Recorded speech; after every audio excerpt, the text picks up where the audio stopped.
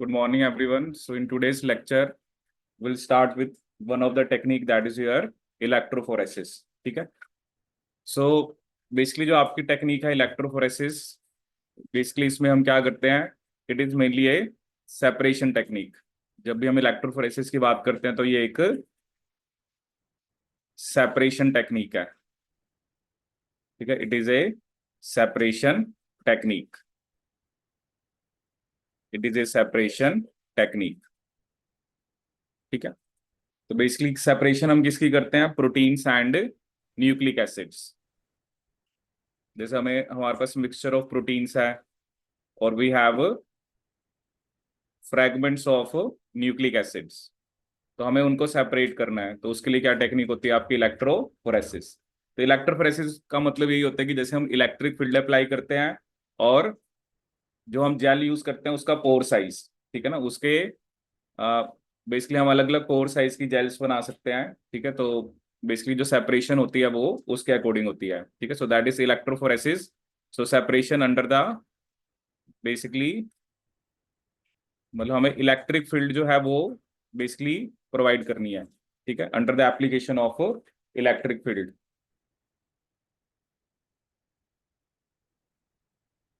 सो इसमें हम मेनली पढ़ेंगे जैसे आपका एग्रोजेल इलेक्ट्रोफोरेसिस क्या होता है. ठीक है. And what is your polyacrylamide gel electrophoresis. ठीक है. तो मेनली आपको टेक्निक का प्रिंसिपल पता होना चाहिए कि what is agarose gel electrophoresis and what is your PAGE is your polyacrylamide gel electrophoresis.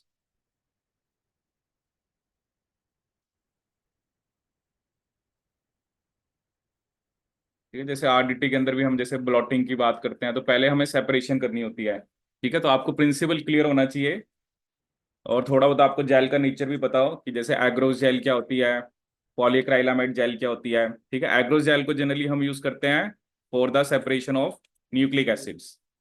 ठीक है. क्योंकि डीएनए का साइज बड़ा होता है. ठीक है. Nucleic acids.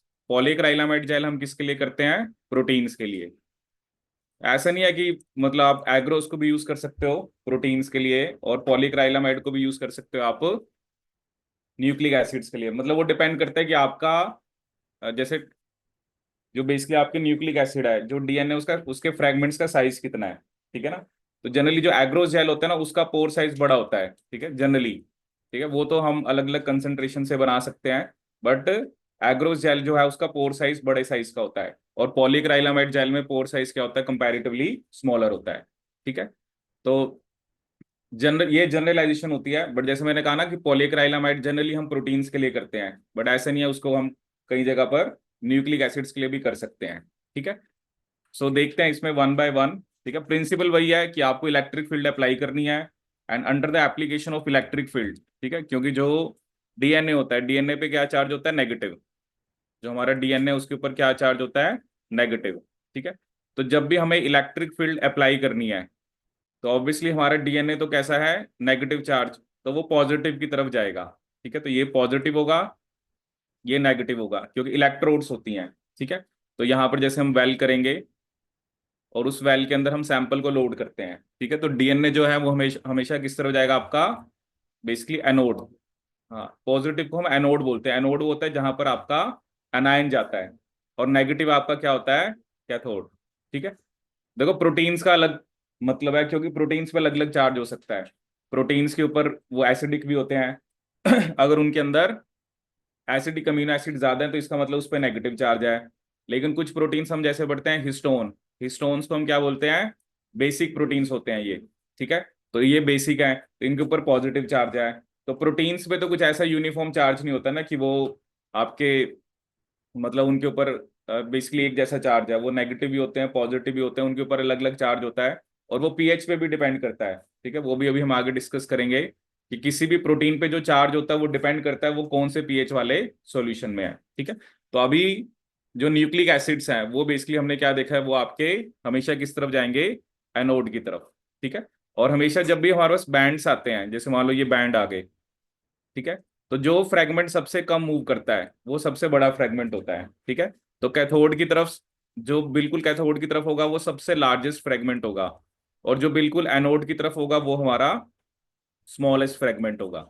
ठीक है, तो इसमें जो फ्रेगमेंट्स को हम साइज के बेस पे सेपरेट करते हैं, तो जितना बड़ा फ्रेगमेंट होगा वो उतना क्या करेगा आपका, कम मूव करेगा, और स्मॉलेस्ट वाला सबसे ज्यादा करेगा। ठीक है, देखो जो टेक्निक्स है ना, आपको उसके प्रिंसिपल पता हो, ठीक है, तो अगर आपको उसका प्रिंसिपल क्लियर है तो आप क्वेश्चन कर लोगे। जैसे हम पेज इसके अंदर, पेज के अंदर हम पढ़ेंगे एसडीएस पेज होता है, नेटिव पेज होता है, तो ना बहुत ही माइन्यूट से डिफरेंसेस हैं, बट उसके लिए आपको क्लैरिटी होनी चाहिए कि हम क्या कर रहे हैं। ठीक है, तो वो क्वेश्चंस हम करेंगे तब आपको क्लैरिटी होगी। ठीक है, तो सिंपली इलेक्ट्रोफोरेसिस जो है, it is a separation technique. ठीक है, हमें proteins, nucleic acid, most of the जो टेक्निक्स आप पढ़ोगे, चाहे इलेक्ट्रोफोरेसिस है, क्रोमेटोग्राफी है, मेन मोटिव क्या है, सेपरेशन। ठीक है, आप प्रोटीन्स हैं आपके पास अलग अलग साइज के हैं, आपने उनको सेपरेट करना है। ठीक है, आपके पास न्यूक्लिक एसिड्स हैं अलग अलग साइज के, आपने उनको सेपरेट करना है। ठीक है, तो चलिए देखते हैं। इसमें सबसे पहले हम डिस्कस करेंगे अबाउट हियर, इसमें एग्रोज। ठीक है, तो यहां पर आप देख सकते हो, the term electrophoresis describes the migration of charge particle under the influence of an electric field. ठीक है, so many important biological molecule such as amino acids, peptides, proteins, nucleotides and nucleic acids, they possess ionizable groups। ठीक है, मतलब देखो charge होना जरूरी है, अगर किसी के ऊपर चार्ज ही नहीं है तब तो आप इस टेक्निक को यूज करोगे। ठीक है, तो पहली कंडीशन क्या है यहाँ पर, चार्ज होना चाहिए। Therefore, at any given pH, exist in solution as electrically charged species, either as cations or anions। ठीक है, so under the influence of an electric field, these charged particles will migrate either to the cathode or to the anode, depending on the nature of their net charge। ठीक है, तो जो electric field का influence, we have to provide electric field. ठीक है, electric field हमेशा किस direction में होती है, अगर अगर इधर प्लस है इधर माइनस है, तो इलेक्ट्रिक फील्ड किस तरफ होगी, इलेक्ट्रिक फील्ड हमेशा होती है पॉजिटिव टू नेगेटिव। ठीक है ना, that is from high to low potential. ठीक है, इलेक्ट्रिक फील्ड हमेशा हाई टू लो पोटेंशियल की तरफ होती है। ठीक है, और जैसे हम बोलते हैं ना करंट, करंट भी हमेशा हाई टू लो की तरफ जाता है। ठीक है, जैसे हम पढ़ते थे कि जो इलेक्ट्रॉन्स की जो डायरेक्शन होती है, जिस डायरेक्शन में इलेक्ट्रॉन्स जाते हैं, करंट की डायरेक्शन उससे अपोजिट होती है। ठीक है, क्योंकि इलेक्ट्रॉन्स हमेशा लो टू हाई पोटेंशियल जाते हैं। ठीक है, जैसे अगर हम यहाँ पे शो करें, अगर मैं यहाँ पे एक इलेक्ट्रॉन को रखूंगा तो इलेक्ट्रॉन इस तरफ जाएगा, और करंट हमेशा किस तरफ होता है आपका, हाई टू लो पोटेंशियल। ठीक है, तो चलो अभी इसमें तो हमें इतना जाना नहीं है कि इलेक्ट्रिक फील्ड बेसिकली क्या होती है आपकी। ठीक है, तो इलेक्ट्रिक फील्ड हमेशा किस तरफ होती है आपकी, high to low potential, high to low potential. ठीक है, अब सबसे पहले जो हम इलेक्ट्रोफोरेसिस देखेंगे, that is your agarose gel electrophoresis, agarose gel electrophoresis. ठीक है, सो अगर हम एग्रोस की बात करें, ठीक है, so it is a linear polysaccharide, और इसका एवरेज मॉलिक्यूलर मास कितना बता रखा है, 12,000। It is made up of basic repeat unit agarobiose. ठीक है, ये किसका बना होता है, एग्रोबायोस, और जिसके अंदर ऑल्टरनेटिंग यूनिट्स होती हैं galactose and 3,6 anhydro galactose. ठीक है, तो एग्रोस किसका बना होता है, basically it is a made up of basic repeat unit agarobiose, और एग्रोबायोस किसका बना होता है, galactose and 3,6 anhydro galactose. जैसे मतलब एक एग्रोबायोस है, तो बहुत सारे एग्रोबायोस मिलके क्या बनाते हैं आपका, एग्रोस। ठीक है, so agarose is one of the components of agar. ठीक है, that is a mixture of polysaccharide isolated from certain seaweeds. ठीक है, जनरली किससे मिलता है हमें अगार, जो अगार होता है, जिसको हम बेसिकली वैसे तो ऐसे यूज करते हैं सॉलिडिफाइंग, जब माइक्रो के अंदर जिस मीडियम को हम सॉलिडिफाई करते हैं, तो किससे मिलता है अगार, हम्म, हाँ, जैसे एक होती है रेड एल्गी, कौन सी एल्गी होती है वो, gracilaria and gelidium, gracilaria and gelidium, इनसे हमें क्या मिलता है, अगार, gracilaria and gelidium.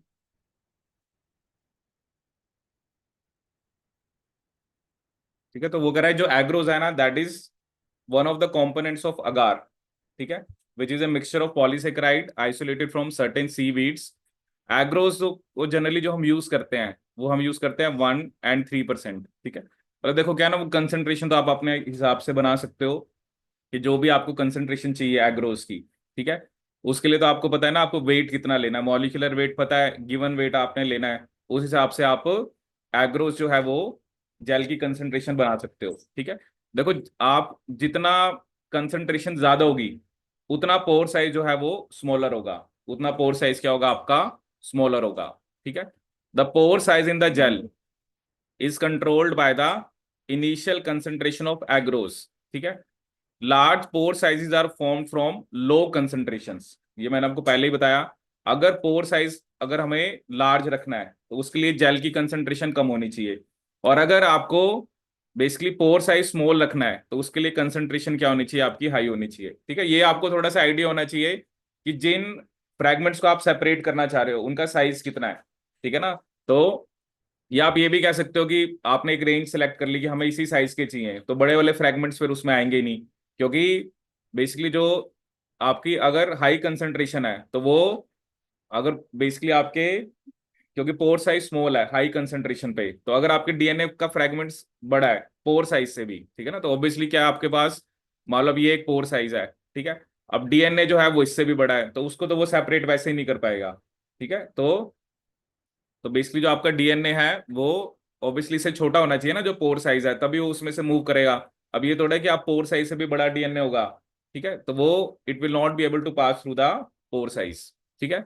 Although essentially free from charge, substitution of alternating sugar residues with carboxyl, methoxyl, pyruvate and specially sulfate group occurs to varying degree। मतलब ये कुछ modification करते हैं जेल के अंदर, कि जेल के अंदर हमने कुछ ग्रुप्स लगा दिए शुगर के साथ, कार्बोक्सिल, मिथॉक्सिल, उनके अलग अलग पर्पस हो सकते हैं, ठीक है। तो that is just the modification of agarose gel, ठीक है।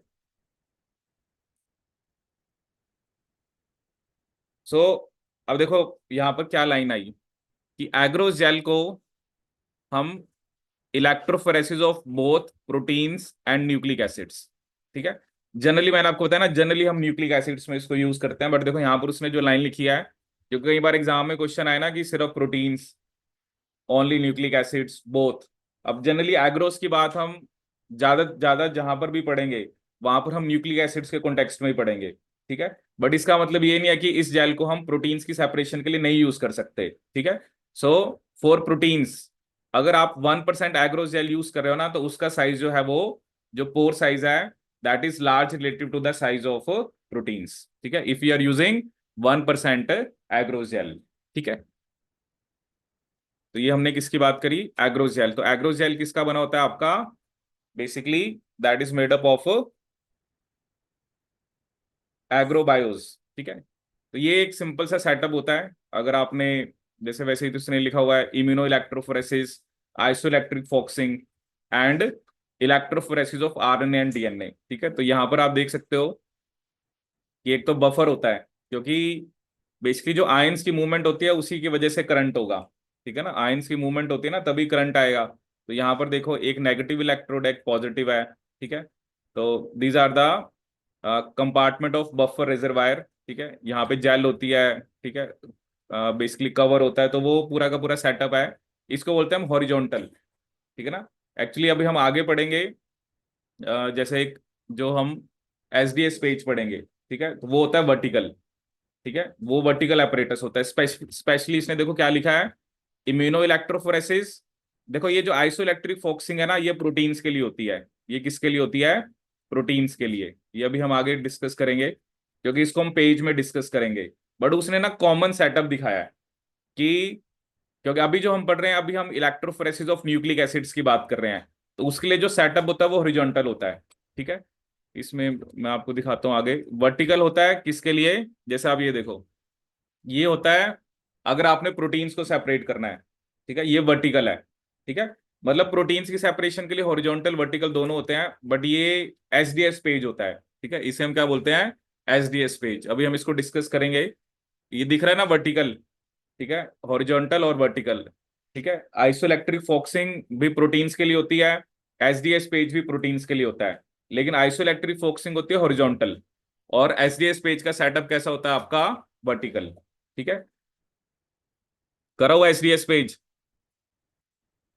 ठीक है, तो ये आपको यहाँ पर बेसिकली हम सेटअप की बात कर रहे हैं कि कैसा सेटअप होता है। ठीक है, तो ये हो गया हमारा किसके बारे में, एग्रोस जेल के बारे में। ठीक है, अब हम किसकी बात करेंगे, जो पॉलीक्राइलामाइड जेल है। ठीक है, सो जो पॉलीक्राइलामाइड जेल है, तो ये बेसिकली नाम से ही पता लग रहा है कि ये इसका जो मोनोमर है वो क्या आपका एक्राइलामाइड। ठीक है, तो ये कैसे बनती है, polymerisation of acrylamide, polymerisation of एक्राइलामाइड।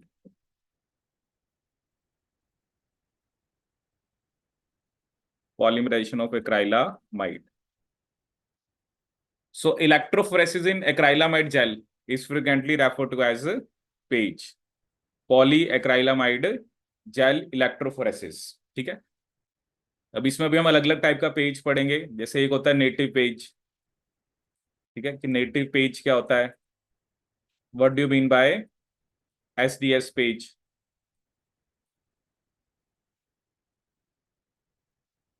अब बेसिकली हम इस जेल को बनाते कैसे हैं, मेनली हमें वो देखना है। वो क्या कर रहा है कि जो क्रॉस लिंक पॉलीक्राइलामाइड जेल्स होती हैं, they are formed from the polymerization of acrylamide monomer in the presence of smaller amounts of n prime methylene bis acrylamide। ठीक है, ये जो हम एक्राइलामाइड का पॉलीमर बना रहे हैं, तो इसके लिए हमें क्या चाहिए होता है, बिस एक्राइलामाइड। ठीक है, तो बेसिकली बिस एक्राइलामाइड क्या होता है, इसके अंदर दो एक्राइलामाइड ही होते हैं। ठीक है, but they are linked by a methylene group. ठीक है, इसमें बेसिकली आपका क्या होता है, होते तो इसमें एक राइलामाइड ही है, बट इसमें बेसिकली क्या होता है आपका एक मिथाइलिन ग्रुप। ठीक है, और इसका मेन काम क्या है, it is a cross linking agent. ठीक है, कि जो आपका बिस एक्राइलामाइड है वो कैसा एजेंट है आपका, it is a cross linking agent. Bis acrylamide is a cross linking agent, cross linking agent. Acrylamide monomer is polymerized in a head-to-tail fashion into long chains, and occasionally a bisacrylamide molecule is built into the growing chain, thus introducing a second site for chain extension। ठीक है, ये चलो मैं आपको इसके बारे में बताता हूँ थोड़ा सा क्या होता है, क्योंकि इसमें ना अलग अलग टाइप के जो केमिकल्स हैं उसके हमें रोल पता होने चाहिए। ठीक है, तो इसमें हमने क्या लिखा, पॉलीमरेशन हमने किसकी करानी है, एक्राइलामाइड। ठीक है, क्रॉस लिंकिंग एजेंट हमने कौन सा लिखा, बिस एक्राइलामाइड। जो बिस एक्राइलामाइड है वो कैसा है आपका, that is a cross linking agent, cross linking agent. और इसके अलावा यहां पर हम बात करेंगे एपीएस की, अमोनियम परसल्फेट क्या होता है, and what is your TEMED, ammonium persulphate.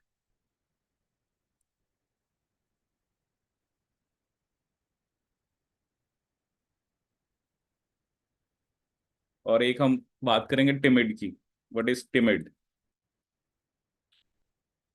ठीक है, एक्राइलामाइड की तो हमने क्या करानी है, पॉलीमराइजेशन। ठीक है, बिस एक्राइलामाइड क्या आपका क्रॉस लिंकिंग एजेंट है। ठीक है, एक्चुअली ये जो पॉलीमराइजेशन है आपकी एक्राइलामाइड की, that is an example of free radical catalysis, that is an example of free radical catalysis,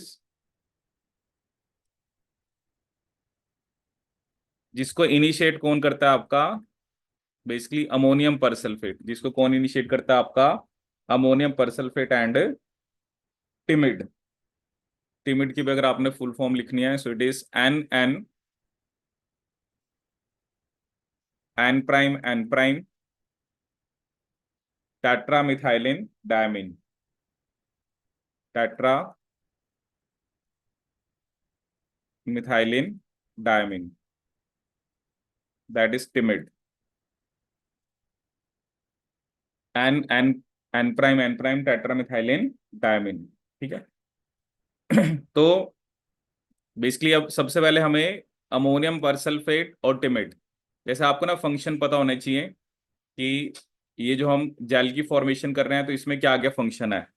तो जो अमोनियम परसल्फेट है, ठीक है, जैसे उसमें हम परसल्फेट शो करते हैं, दैट इज H2O8 2 नेगेटिव। ठीक है, ये क्या आपका बेसिकली मतलब परसल्फेट आयन है, ये क्या आपका परसल्फेट आयन। ठीक है। तो टिमिड क्या करता है, जो बेसिकली टिमिड होता है वो डीकॉम्पोजिशन कराता है परसल्फेट की। ठीक है, जैसे मान लो अब एक इलेक्ट्रॉन आएगा, ठीक है, और वो इसको किसमें ब्रेक कर देगा, SO4 2 negative plus SO4 negative, और यहां पर एक इनके पास एक फ्री रेडिकल आ गया। ठीक है, क्योंकि एक इलेक्ट्रॉन एक्स्ट्रा आ गया ना, तो इस फ्री रेडिकल को हम क्या शो कर देते हैं, जैसे आर, आर उसके ऊपर हमने एक डॉट लगा दी। ठीक है, this is a free radical. Free radical क्या होता है, जिसके पास एक अनपेड इलेक्ट्रॉन होता है। ठीक है, तो सबसे पहले जो टिमिड है, ये टिमिड का फंक्शन है कि वो अमोनियम पर सल्फेट की डिकम्पोजिशन कराता है। बेसिकली हमने यहाँ पर सिर्फ पर सल्फेट शो करा है। ठीक है, तो टिमिड का काम क्या होता है, डिकम्पोजिशन ऑफ पर सल्फेट, डी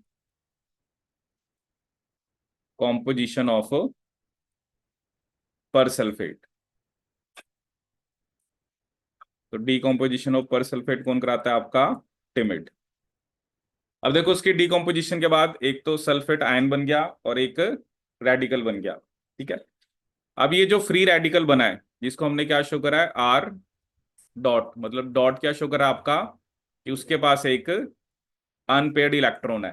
ठीक है, अब हमारा आएगा जो एम, एम है एक्राइलामाइड मोनोमर। अब जैसे इसके पास भी दो इलेक्ट्रॉन है, ठीक है, तो एक इलेक्ट्रॉन यहां से आया, एक इलेक्ट्रॉन आपका यहां से आया, तो क्या बन गया, RM। अब इसके पास भी एक अनपेयर्ड इलेक्ट्रॉन है। ठीक है, अब और जो मोनोमर है, जैसे उसके पास भी दो इलेक्ट्रॉन है, तो इधर से एक इधर से एक, तो क्या बन गया, RMM।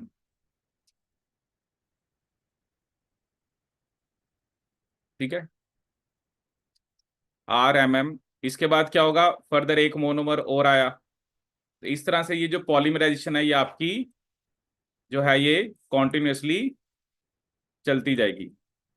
ठीक है, ये जो पॉलीमराइजेशन है वो आपकी कॉन्टिन्यूसली क्या है, चलती जाएगी। तो इसमें बेसिकली क्या है, सबसे पहले आपको एक फ्री रेडिकल जनरेट करना है।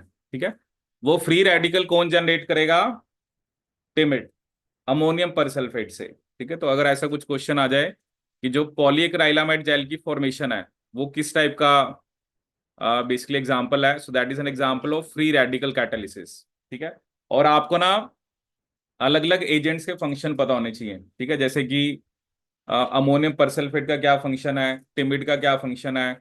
अब क्या है ना, अब एक तो ये लीनियर बन रहा है, और क्रॉस लिंक कौन करा रहा है इनको, बिसएक्राइलामाइड। जैसे बड़े सारे मान लो मोनोमर्स बन गए, और आपस में क्रॉस लिंकिंग कौन कराएगा, आपका बिसएक्राइलामाइड। ठीक है, so formation of polyacrylamide gel is an example of free radical catalysis. चलो एक्राइलामाइड तो हमें पता ही है कि उसी का हमने पॉलीमर बनाना है। बिसएक्राइलामाइड क्या होता है, जो लीनियर चेन्स हैं उनको क्रॉस लिंक करता है। और जो अमोनियम परसल्फेट है वो बेसिकली आपका जिसकी डीकॉम्पोजिशन से फ्री रेडिकल जनरेट होता है, और टिमिड वो है जो डीकॉम्पोजिशन कराता है किसकी, अमोनियम परसल्फेट की। That is responsible for the decomposition of ammonium परसल्फेट।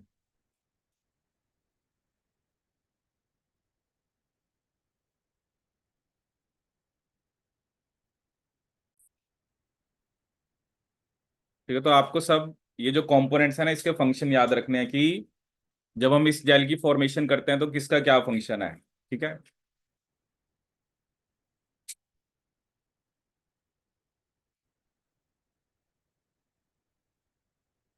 ये तो जैसे यही बता रखे हैं यहाँ पर आपका कि प्रोसीडिंग इन दिस वे जो cross link matrix of fairly well defined structure is formed. ठीक है, तो ये जो भी मैंने आपको लिखा है कि जो पॉलीमरेशन ऑफ एक्राइलामाइड है, that is an example of free radical catalysis. ये किसका एग्जांपल है, free radical catalysis which is initiated by addition of ammonium persulphate and the base N N N prime tetramethylene diamine. ठीक है। Timid का क्या function होता है, ये परसल्फेट की डिकम्पोजिशन कराता है, ताकि ये क्या जनरेट हो सके, आपका फ्री रेडिकल। ठीक है, जो भी मैंने आपको दिखाया कि परसल्फेट होता है H2O8 2 नेगेटिव।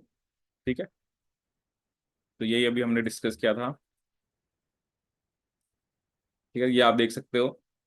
तो ये एक राइलामाइड है। ठीक है, और बेसिकली ये आपका क्या शो कर रखा है, दैट इज योर जो क्रॉस लिंकिंग एजेंट है। ठीक है, क्योंकि बताया ना, दो एक्राइलामाइड्स के बीच में उसने बताया था मिथाइलिन ग्रुप होता है। तो जैसे ये अलग अलग चेन्स हैं, तो बीच में क्रॉस लिंकिंग कौन करा रहा है, उसका क्रॉस लिंकिंग कराता है बिस एक्राइलामाइड। ठीक है, so this is how polyacrylamide gel is formed from acrylamide and bisacrylamide। ठीक है, अब इसमें एक और टाइप होती है पॉलीमरेशन कराने की, जिसे बोलते हैं फोटो पॉलीमराइजेशन। फोटो मतलब लाइट। ठीक है, इसमें क्या होता है, इसमें आपको बेसिकली ना तो अमोनियम परसल्फेट चाहिए ना टिमिड चाहिए। ठीक है, अभी तक जो हमने पढ़ा है, तो जो आपका रेडिकल जनरेट हो रहा था वो कौन जनरेट कर रहा था, टिमिड फ्रॉम अमोनियम परसल्फेट। इसमें वो क्या कर रहा है कि जो अमोनियम परसल्फेट है और जो टिमिड है, उसको हमने रिप्लेस करा दिया राइबोफ्लेविन से। उसको हमने किससे रिप्लेस करा दिया, राइबोफ्लेविन से। और जब हम जेल को, when the gel is poured, it is placed in front of bright light for 2 to 3 hour. ठीक है, तो जो फोटो डिकम्पोजिशन होती है राइबोफ्लेविन की, वो फ्री रेडिकल जनरेट करती है। ठीक है, तो इसमें फ्री रेडिकल कौन जनरेट जनरेट कहाँ से हो रहा है, राइबोफ्लेविन से। और उसको उससे जनरेट कौन करवा रहा है, आपकी लाइट। तो इसके अंदर आपको अमोनियम पर सल्फेट और टिमिड नहीं चाहिए होता। ठीक है ना, तो इसके अंदर simply you replace both of them with riboflavin and you just put riboflavin in front of bright light for, या जो भी आपकी जेल है उसमें इसको 2 से 3 घंटे रखो, और photo decomposition of riboflavin generate से फ्री रेडिकल। ठीक है, अल्टीमेटली क्या है ना, आपको फ्री रेडिकल जनरेट करना है, तभी आपकी पॉलीमरेशन स्टार्ट होगी। ठीक है, तो ये दो टाइप के यहाँ पर हैं। एक आपका, एक हमने किसकी बात करी, that is of your simple, जिसमें अमोनियम परसल्फेट और टिमिड चाहिए होता है, और दूसरी हमने किसकी बात करी, जिसमें आपको राइबोफ्लेविन को ही आप लाइट की प्रेजेंस में रखो, उससे फ्री रेडिकल आपका जनरेट होगा। ठीक है, तो ये तो चलो अभी हमने जेल्स के बारे में पढ़ा। अब मेन हम डिस्कस करेंगे जो हमारा बेसिकली टेक्निक है। ठीक है, दैट इज योर जो आपका इलेक्ट्रोफोरेसिस ऑफ प्रोटीन्स हम डिस्कस करेंगे सबसे पहले। ठीक है, ये मैं अभी आपको डायग्रामेटिकली शो करूंगा क्या होता है। ठीक है, चलो पहले इसमें एक दो पॉइंट्स लिखते हैं, फिर इसको डिस्कस करेंगे। अब देखो, सबसे पहले जो हमने पढ़ना है that is electrophoresis of proteins. Electrophoresis of proteins.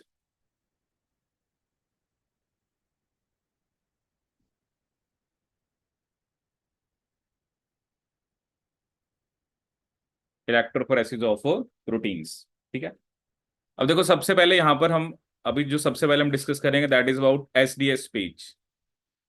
SDS page, SDS क्या होता है, सोडियम डोडिसाइल सल्फेट। तो होता क्या है ये,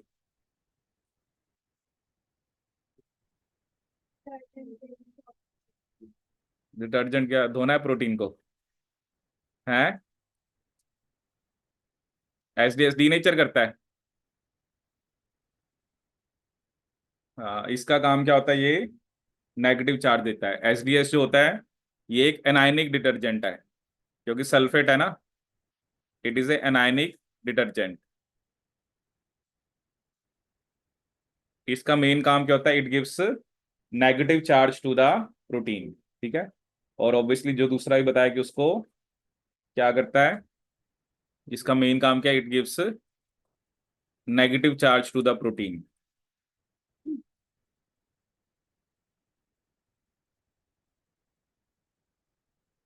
negative charge to the protein.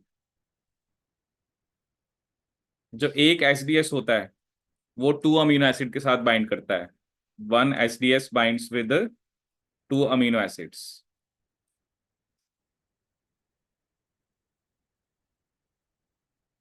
ठीक है, तो एसडीएस का मेन काम क्या है, ये क्या देता है आपका,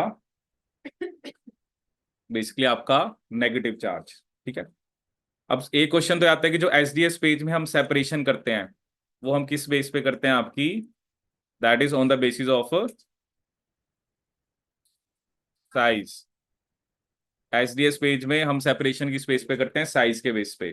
देखो अभी हम एक और पढ़ेंगे आइसोइलेक्ट्रिक फोक्सिंग, उसमें हम चार्ज के बेस पे सेपरेट करते हैं। लेकिन जब भी एसडीएस पेज आता है तो सेपरेशन किस बेस पे होती है, साइज। और अगर हम साइज के बेस पे सेपरेट कर रहे हैं तो हमें बेसिकली जो रिलेटिव मॉलिक्यूलर मास पता लग जाता है। ठीक है, मतलब एग्जैक्ट तो नहीं पता लगता क्योंकि हमें स्टैंडर्ड वेट पता होते हैं, तो हमें relative molecular mass of protein को हम एसडीएच पेज से बेसिकली जज कर सकते हैं, रिलेटिव। और you can calculate the relative molecular mass of protein. देखो आपको ना टेक्निक का प्रिंसिपल पता होना चाहिए मेनली, तो क्योंकि वहां पर तो एप्लीकेशन आएगी और अभी आप देखोगे कि इस टाइप का क्वेश्चन आता है। तो और क्या होता है ना, ऐसा नहीं है कि एक ही टेक्निक से हम, जैसे हम यहाँ पे कह रहे हैं साइज के बेस पे, ठीक है, और भी टेक्निक्स होती हैं। जैसे क्रोमेटोग्राफी में पढ़ते हैं हम एक जेल फिल्ट्रेशन क्रोमेटोग्राफी, वहां पर भी हम साइज के बेस पे सेपरेट करते हैं। ठीक है, तो कई बार ना ये दो तीन टेक्निक्स को मिक्स करके देते हैं, तो इसलिए आपको ना एक एक करके उनका प्रिंसिपल पता हो। ठीक है, तो यहाँ पर हम किस बेस पे सेपरेट करते हैं, आपके साइज के बेस पे। ठीक है, तो एसडीएस एक एनायनिक डिटर्जेंट है, इसका काम है प्रोटीन को नेगेटिव चार्ज देना। ठीक है, अब इसमें ना जहां पर वो ज्यादा ट्विस्ट करते हैं क्वेश्चन के अंदर, बेसिकली क्या होता है, एसडीएस पेज तो चलो एक सिंपल है। ठीक है, अब एक हम क्या लिखते हैं, SDS PAGE with beta mercaptoethanol. ठीक है, अब एसडीएस पेज को आप विदाउट भी कर सकते हो, विद भी कर सकते हो। ठीक है, अगर मैं यहाँ पे लिख रहा हूं SDS PAGE with beta mercaptoethanol, with beta mercaptoethanol. Beta mercaptoethanol क्या होता है, ये एक रिड्यूसिंग एजेंट होता है। ये क्या होता है आपका, एक रिड्यूसिंग एजेंट होता है। ठीक है, ये क्या होता है आपका, रिड्यूसिंग एजेंट।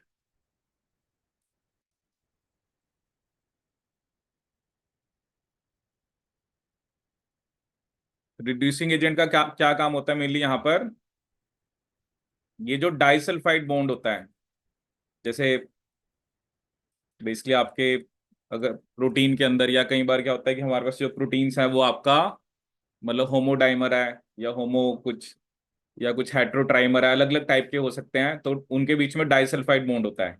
उनके बीच में क्या होता है आपका, डाइसल्फाइड बॉन्ड। ठीक है, जैसे मैं आपको एग्जांपल देता हूँ, मान लो मेरे पास एक प्रोटीन है। ठीक है, और फॉर एग्जाम्पल हमने कह दिया कि वो एक होमोडाइमर है। ठीक है, डाइमर का मतलब उसके अंदर बेसिकली दोनों एक जैसी सब यूनिट है। ठीक है, और इसका वेट फॉर एग्जाम्पल मैंने कह दिया 120 किलो डाल्टन है। ठीक है, अगर तो मैं एसडीएस पेज बेसिकली कराऊंगा विदाउट बीटा मरकैप्टा इथेनॉल, तब तो हमारे पास जो बैंड आएगा, ठीक है, जैसे यहाँ पर मैंने रन करी जेल को, तो मेरे पास यहाँ पे बैंड आया। ठीक है, इसके अंदर बीटा मरकैप्टा इथेनॉल नहीं है। ठीक है, कि जो हम बीटा मरकैप्टो इथेनॉल इसमें नहीं है। ठीक है, लेकिन अगर मैंने बीटा मरकैप्टा इथेनॉल ऐड करा, ठीक है, तो मान लो बैंड मेरे पास यहाँ पर आया। ठीक है, क्योंकि हुआ क्या, उसने इन दोनों को ब्रेक कर दिया। और बात क्या की, क्योंकि दोनों का वेट सेम है, जब दोनों का वेट सेम है ना तो एक ही बैंड आएगा। अब अगर दोनों का वेट क्या है, सेम है, क्योंकि अगर इसको ब्रेक करोगे तो इसका भी 60 है फॉर एग्जाम्पल, इसका भी 60 है। ठीक है, लेकिन कोई और कंडीशन होती, जैसे मान लो कि एक उसके अंदर वो हेट्रोडाइमर होता, एक सब यूनिट बड़ी होती, एक सब यूनिट छोटी होती, दोनों के बीच में कौन सा बॉन्ड है आपका, डाइसल्फाइड। तो अगर तो आप विदाउट बीटा मरकैप्टा इथेनॉल करते, चलो इसका भी मान लो 120 है, लेकिन अगर मैंने बीटा मरकैप्टा इथेनॉल दिया होता तो ये इसको ब्रेक कर देता। फिर आपके पास दो बैंड आते, एक बैंड आता 90 का और एक 30 का, चलो जो भी वेट है 80 40 है जो भी है। अब फॉर एग्जांपल 90 का बेसिकली आपका यहाँ कहीं आ गया, और 30 का तो और भी आगे आएगा। ठीक है, तो ये आपको जैसे क्वेश्चन में ये चीज जज करनी होती है। ठीक है, कि अगर तो आपने करा, आपके आपको कह रहा है कि वो एक डाइमर है। ठीक है, और डाइमर को SDS PAGE with beta mercaptoethanol कराने के बाद एक ही बैंड आ रहा है, इसका मतलब वो होमोडाइमर है। लेकिन अगर दो बैंड आ रहे हैं तो इसका मतलब वो हेटेरोडाइमर है। अगर दोनों का वेट सेम है ना तो उसका एक ही बैंड आएगा, उसके अलग अलग बैंड नहीं आएंगे। ठीक है ना, अगर दोनों का वेट अलग अलग है, ठीक है, देखो जब मैंने दोनों का वेट 120 है, अगर मैं विदाउट करूंगा तो दोनों का बैंड सेम जगह पे आएगा क्योंकि दोनों का वेट 120 है। लेकिन अगर मैंने बीटा मरकैप्टा इथेनॉल दिया और एक केस में सिर्फ एक बैंड आया, इसका मतलब वो होमोडाइमर है क्योंकि दोनों का वेट 60 है। तो 60-60 है तो एक ही बैंड आएगा। लेकिन अगर 90 और 30 या जो भी 80-40 के अगर दो बैंड आए, इसका मतलब वो हेट्रोडाइमर है। ठीक है, तो ये हमें जज करना होता है कि, तो ये बेसिकली मोटिव है किसका, आपका, बेसिकली आपका, that is the motive of using beta mercaptoethanol. ठीक है ना, तो कई बार ना वो क्वेश्चन के अंदर ये चीज स्पेसिफिकली मेंशन करते हैं। कई बार तो बच्चे क्या मानते हैं कि बीटा मरकैप्टा इथेनॉल हमेशा है ही सी। ठीक है, बीटा मरकैप्टा इथेनॉल एक रिड्यूसिंग एजेंट है। अगर तो ये होगा, इसका मेन काम क्या होता है, ये किसको रिड्यूस करता है, डाइसल्फाइड बॉन्ड को, क्योंकि डाइसल्फाइड बॉन्ड की वजह से ही, डाइसल्फाइड बॉन्ड ऐसा नहीं है कि वो डायमर्स में होता है। जैसे अगर आप देखो, क्या पता, कई बार जैसे एक ही चेन है, मतलब मोनोमेरिक फॉर्म है, उसमें भी डाइसल्फाइड बॉन्ड हो सकते हैं, उसको भी ब्रेक करेगा ये। ठीक है, तो डाइसल्फाइड बॉन्ड्स जरूरी नहीं है कि वो जब आपके डाइमर या ट्राइमर होते हैं तभी बनता है। जैसे जब कोई प्रोटीन है, या जैसे मान लो आपकी एक एक अमीनो एसिड की चेन है, तो यहाँ पे भी सिस्टीन है, यहाँ पे भी सिस्टीन है, तो जब फोल्डिंग होती है तो क्या पता इनके बीच में भी डाइसल्फाइड बॉन्ड बन जाए, जिसे हम क्या बोलते हैं, इंट्रा। ये इंट्रा चेन है। ठीक है, ये लेकिन जो है ये इंटर है, ये दो अलग अलग प्रोटीन्स के बीच में बना है। ठीक है, दोनों चीजों में फर्क है, एक्ट वो दोनों पे ही करेगा।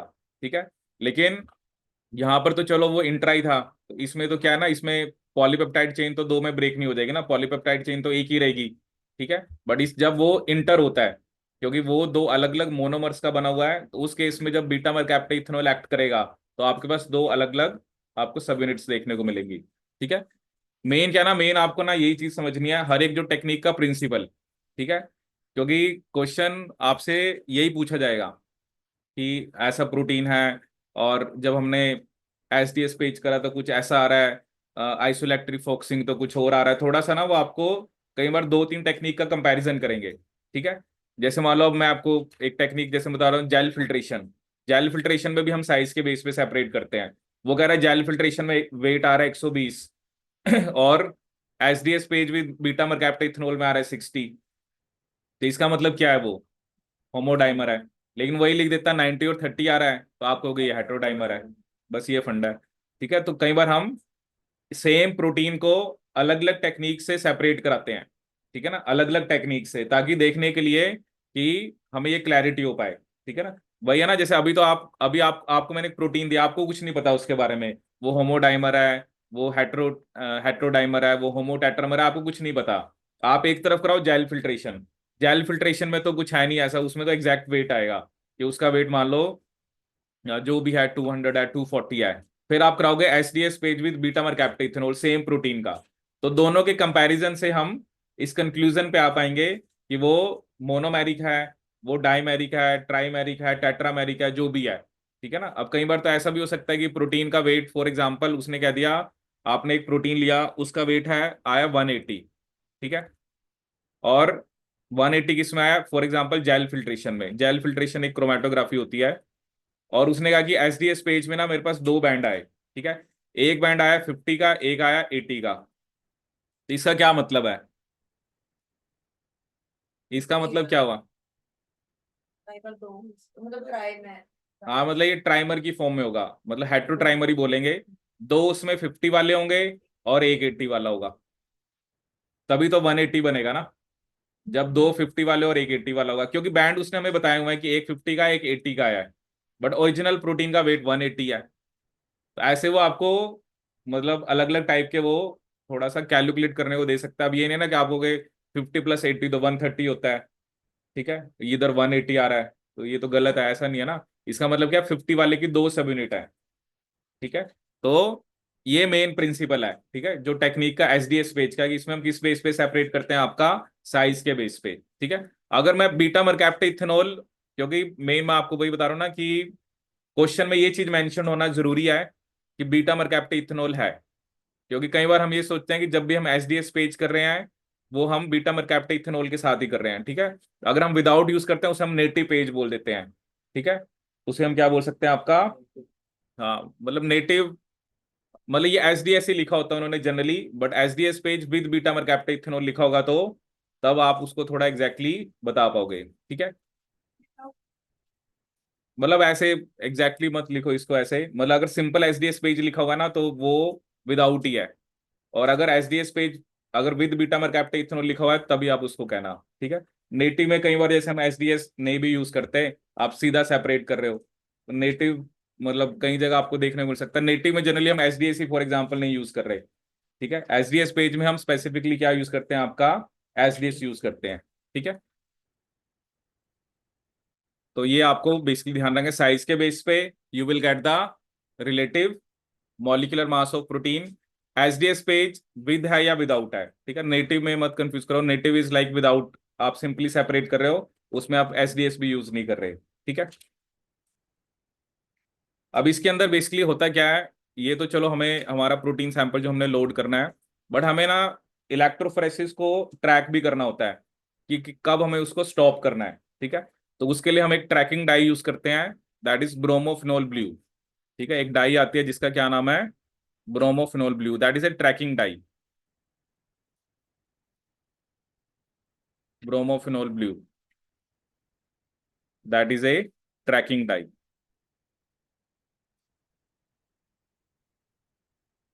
तो ये हमें किसमें हेल्प करती है, ट्रैक करने में। ठीक है। क्योंकि आपको एक जगह पे जाके तो आपने उसको बेसिकली रोकना है। ठीक है ना। तो वो हम ये डाई जो होती है इसका साइज चलो कंपैरेटिवली स्मॉलर होता है, तो ये सबसे आगे जाती है, फ्रंट होती है। जैसे ही हम, ये तो हमें दिख रही है ब्लू कलर की, जैसे ही ये एक पॉइंट पे पहुंच गई उस टाइम पे हम इलेक्ट्रोफोरेसिस को क्या करा देते हैं, आपका स्टॉप करा देते हैं। ठीक है। सो बेसिकली क्या होता है कि ना जो भी आप प्रिपेयर करते हो ना, क्योंकि ये ना कि सिर्फ सिंपली उसके अंदर आपने प्रोटीन सैंपल ही डालना होता है। ठीक है। एक्चुअली ये जो सैंपल बफर होता है, मतलब जिसके अंदर फॉर एग्जांपल आपने सैंपल को पहले डालना है और फिर उसको लोड करना है, तो सैंपल बफर के अंदर एक तो चलो ये ट्रैकिंग डाई होगी, ठीक है, जो मैंने आपको बताई, जो कि हमें ट्रैक करने में हेल्प करती है। दूसरा ऑब्वियसली जो भी आपके पास प्रोटीन का जो भी सोल्यूशन है, या जो भी आपके पास अलग अलग उसमें प्रोटीन्स हैं, जो भी मिक्सचर्स हैं जिनको आपने सेपरेट करना है वो होने चाहिए। और इसके अलावा इसके अंदर हम बेसिकली सुक्रोस और ग्लिसरॉल यूज करते हैं। ठीक है। हम क्या ऐड करते हैं, सुक्रोस और ग्लिसरॉल।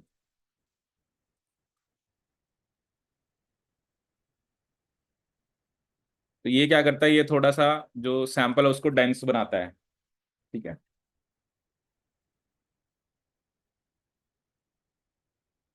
ठीक है। क्योंकि क्या होता है ना, आपके पास जो जेल होती है ना उसमें आप वेल करते हो, और उसके अंदर जो सैंपल है वो नीचे सेटल डाउन होना चाहिए। तो इनका मेन काम होता है इनको डेंस करना, थोड़ी डेंसिटी प्रोवाइड करना। ठीक है। ताकि जब आप उसको वेल में लोड करो, ठीक है, जैसे ये आपके पास बेसिकली जेल होती है उसमें हमें वेल करने होते हैं। ठीक है ना। तो ऑब्वियसली वेल के अंदर वो बॉटम तक सेटल डाउन कर जाए। तो सुक्रोस और ग्लिसरॉल का मेन काम क्या होता है, सॉल्यूशन को डेंसिटी देना। ठीक है। देखो मेन मेन जो है ना वो प्रिंसिपल ही है। ठीक है। बट थोड़ा बहुत हमें अ, क्योंकि जब हम प्रैक्टिकल इस टेक्निक को करते हैं तो ये सब चीजें हमें ध्यान रखनी होती हैं। ठीक है। कि अब वही है ना, आपने एक आधा कंपोनेंट नहीं डाला तो you will not get the basically जो आप रिजल्ट्स एक्सपेक्ट करो वो आपको नहीं मिलेगा। तो you have to be very careful, क्योंकि इसमें भी पूरा दिन लग जाता है, और कई बार पूरे दिन बाद कुछ आता ही नहीं है। कुछ क्यों नहीं आता, क्योंकि ढंग से एक्सपेरिमेंट नहीं करा। ठीक है। ये टेक्निक्स में पूरा पहले आपको जेल बनानी है, फिर उसके बाद उसको, जैसे ये वाला तो और भी थोड़ा कॉम्प्लिकेटेड होता है, जो ये पेज वाला होता है ना, इसमें एक्चुअली मैं अभी आपको दिखाऊंगा भी सही, इसमें दो टाइप की जेल होती हैं। पहले एक स्टैकिंग जेल होती है, एक सेपरेटिंग जेल होती है। ठीक है। तो बड़ा ही केयरफुली आपको एक्सपेरिमेंट करना होता है, वो करना भी बड़ा एक एक्सपर्टीज वाला ही काम है। ठीक है। जैसे आप ये देखो यहाँ पर आपको शो कर रखा है, इसमें क्या होता है, जैसे अब देखो ये सेटअप होता है। ठीक है। आप देख रहे हो ये इसके अंदर वेल है। ठीक है। पहले तो आपको जेल है, जेल के अंदर फिर जैसे कोम होती है, कोम डाल के आप वेल बना देते हो।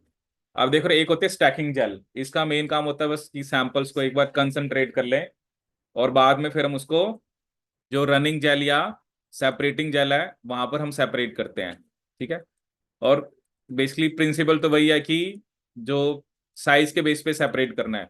तो जो बड़े प्रोटीन्स हैं वो जेल पे क्या करते हैं, आपके कम मूव करेंगे, लेकिन जो स्मॉल साइज के प्रोटीन्स हैं वो ज्यादा मूव करते हैं। ठीक है। अब इसमें आपको जैसे एग्जाम में कई बार ये क्वेश्चन आता है कि ये जो स्टैकिंग जेल और सेपरेटिंग जेल है, ठीक है, इनकी पीएच कितनी होती है, ठीक है, और इनका कंसंट्रेशन, ठीक है। जो स्टैकिंग जेल होता है, ठीक है, ये आप यहाँ पे याद रखना, यहाँ पर जो पीएच होती है वो होती है आपकी 6.8। पीएच कितनी होती है? 6.8। और जेल की कंसंट्रेशन यहाँ पर होती है 4%, मतलब विच इज बेसिकली योर, अब ये जेल कंसंट्रेशन क्या है? 4%। और अगर हम इसको यहाँ पे कंपैरिजन करें, जो सेपरेटिंग जेल है वहां पे पीएच कितनी है आपकी? 8.8। और जेल की कंसंट्रेशन होती है 15%। तो पोर साइज कहाँ पे आपका स्मॉलर है? हाँ, क्योंकि यहाँ पे कंसंट्रेशन ज्यादा है, ठीक है। तो स्टैकिंग जेल होती है, सेपरेटिंग जेल होती है। तो वैसे तो वही है ना, थोड़ा इसमें फिर वही, क्योंकि करंट है, आयंस होते हैं, फिर वो थोड़ा कंसेप्ट लगता है आपका फिजिक्स का, उसको हमें इतना नहीं लगाना है। बस सिंपली आप याद रखो, स्टैकिंग जेल का मेन काम होता है सैंपल्स को कंसंट्रेट कराना, और उसके बाद हम उसको सेपरेटिंग जेल के थ्रू बेसिकली सेपरेट कराते हैं, ठीक है। और जैसे आप देख रहे हो इसकी लेंथ भी कम है, इसकी लेंथ होती है सिर्फ यहाँ पर 0.8 सेंटीमीटर, और जो ये आगे लेंथ होती है ये होती है 5 सेंटीमीटर। भले ये भी क्या होता है ना, जैसे एपरेटस है, अलग अलग कंपनीज का एपरेटस आता है, थोड़ा बहुत आपको सब में चेंज देखने को मिल सकता है, क्योंकि अ, क्योंकि इसमें भी वो करते रहते हैं थोड़ा बहुत, की रिजल्ट्स जो हैं वो बेटर आए, क्योंकि एट द एंड तो हमें रिजल्ट चाहिए ना, and you have to perform in, अलग अलग कंपनीज के सेटअप आते हैं, तो थोड़ा बहुत उनके अंदर डिफरेंस भी हो सकता है। तो जनरली ये होता है कि आपको, ये स्टैकिंग होती है, ये सेपरेटिंग होती है, ठीक है। और इसमें हम सेपरेट किस बेस पे कर रहे हैं? साइज। पहली बात आपको ये याद रखना है, साइज। एक होता है एसडीएस, एक होता है आइसोइलेक्ट्रिक, उसमें हम करते हैं चार्ज। एक होता है 2D, 2D में हम दोनों यूज करते हैं, उसमें हम साइज के बेस पे भी सेपरेट करते हैं, चार्ज के बेस में भी। लेकिन उसमें क्वेश्चन ये पूछा जाता है कि पहले किस बेस पे करते हैं, वो भी अभी हम देखेंगे, ठीक है। तो अभी जो हम पढ़ रहे हैं अभी हम साइज, ठीक है। एक होता है 2D जेल इलेक्ट्रोफोरेसिस, 2 डायमेंशनल, उसमें आप साइज और चार्ज दोनों के बेस पे सेपरेट करते हो, ठीक है। और अभी तक आपने देखा ना, जो ये वाला इलेक्ट्रोफोरेसिस है ये वर्टिकल है, ये जो सेटअप होता है ये वर्टिकल होता है, और जो हम चार्ज के बेस पे करेंगे वो हॉरिजॉन्टल होगा, ठीक है। ये मेन पॉइंट्स हैं जो आपको यहाँ पे ध्यान रखने हैं। और देखो जो रिजल्ट आता है, जैसे ये आपको एक, बेसिकली आपके पास जो रिजल्ट आता है वो इस फॉर्म में आता है, इसमें भी हम एक जब ये प्रोटीन सेपरेट हो जाते हैं ना, जैसे ये तो आपका देखो ब्रोमोफिनोल ब्लू है, ये तो जैसे एंड पे पहुंच गई, हमने इलेक्ट्रोफोरेसिस को रोक देना होता है, उसके बाद हमने फर्दर इलेक्ट्रोफोरेसिस रन नहीं करनी। उसके बाद भी हमारे पास एक एक डाई आती है कोमेसिव ब्रिलियंट ब्लू, उसके अंदर हम जेल को रखते हैं, ठीक है। अब जैसे ये सेपरेट हो गए ना, ये हमें अभी दिख नहीं रहे हैं, हमें तो सिर्फ ब्रोमोफिनोल ब्लू दिख रही है क्योंकि वो डाई है। इसको हम एक एक सोल्यूशन आता है कोमेसिव ब्रिलियंट ब्लू, ठीक है। तो CBB लिख सकते हो आप। तो उसके अंदर हमें इसको जेल को रखना होता है थोड़े टाइम के लिए। तो प्रोटीन्स जो होते हैं वो, मतलब जैसे पूरी वो भी ब्लू कलर की होती है, बाद में हमें जेल को वॉश भी करना होता है, लेकिन वो जो प्रोटीन्स हैं वो बेसिकली उस स्पेसिफिक जो डाई है या जो कॉमेसिबल ब्लू स्टेन है, वो उससे स्टेन हो जाएंगे और हमें ब्लू कलर के दिखते हैं। ये कैसे दिखते हैं? ब्लू कलर के। अब देखो मेन यहाँ पर क्या है, आपके पास ना एक तो होते हैं स्टैंडर्ड, मतलब जिनका वेट हमें पता है, ठीक है ना, उसे बोलते हैं हम फॉर एग्जाम्पल लैडर। जैसे आप ये देख रहे हो कि ये 20, 25, 37, ठीक है, 50, 75, ये अलग अलग साइज है, ठीक है। अब आपके पास जो सैंपल है उसमें आपने देखो ये प्रोटीन्स को लोड करा, और जैसे एक बैंड यहाँ पे आ गया, इस केस में जैसे वो दिखा रहे 3 बैंड आ गए। अब देखो इसका जो वेट है वो 37 और 25 के बीच में है, तो इसका वेट वो कह रहा है चलो जी 30 है। That is not exact. तभी मैंने आपको बताया ना, हम सिर्फ रिलेटिव मॉलिक्यूलर वेट बताते हैं, क्योंकि जिनका वेट हमें पता है कि हाँ भाई, अगर वो यहाँ पर, इसका वेट मुझे पक्का पता है इसका 50 है, इसका पक्का पता है 37 है, इसका 25 है, ये मुझे, ये हमारे पास अलग अलग जो प्रोटीन के वेट है हमने उनको खुद ही पहले मिक्सचर में डाला है और उनको सेपरेट कराया है, ठीक है। ये सब एग्जैक्ट है, ये सब स्टैंडर्ड है, ठीक है। अब यहाँ पर जैसे बैंड आया, अब वो कह रहे हैं 37 से ऊपर है, 50 से काफी नीचे है, तो वो 40 है। तो ये रिलेटिव मॉलिक्यूलर मास होता है। तो हमें उसके लिए ये नहीं है कि अगर मेरे पास ये स्टैंडर्ड ही नहीं है तब नहीं बता सकता। अगर मैं आपको कहूँ कि ये लो जी ये जेल है, इसको देख के ऐसे बता दो, ऐसे नहीं होता। You have to make comparison with comparison to the standard. जो स्टैंडर्ड हमारे पास मॉलिक्यूलर वेट्स हैं उसको देख के आपने बताना है कि इस प्रोटीन का वेट कितना है, ठीक है। तो ये बेसिकली होता है एसडीएस पेज, ठीक है। तो इसमें हम बेसिकली साइज के बेस पे सेपरेट करते हैं, हम रिलेटिव मॉलिक्यूलर मास बता सकते हैं। जैसे कई बार क्या होता है ना, जैसे गेट आईआईटी जैम का क्वेश्चन होता है, वहां पे एमएसक्यू आता है। एमएसक्यू में क्या होता है, मल्टीपल सेलेक्ट, कि कौन सी टेक्निक से आप रिलेटिव मॉलिक्यूलर वेट बता सकते हो, या मतलब मॉलिक्यूलर वेट ऑफ प्रोटीन को आप जज कर सकते हो। क्वेश्चन आते हैं कौन सी टेक्निक से आप प्रोटीन के स्ट्रक्चर्स के बारे में बता सकते हो। तो वहां पे क्या होता है, वहां पे तीन चार चार वो होंगी आपके पास ऑप्शंस, ठीक है, क्योंकि एमएसक्यू में तो मल्टीपल सेलेक्ट करना होता है। अदरवाइज सिंपल क्वेश्चन आएगा तो फिर कॉम्बिनेशन ए एंड बी है, ए बी सी है, ए एंड डी है।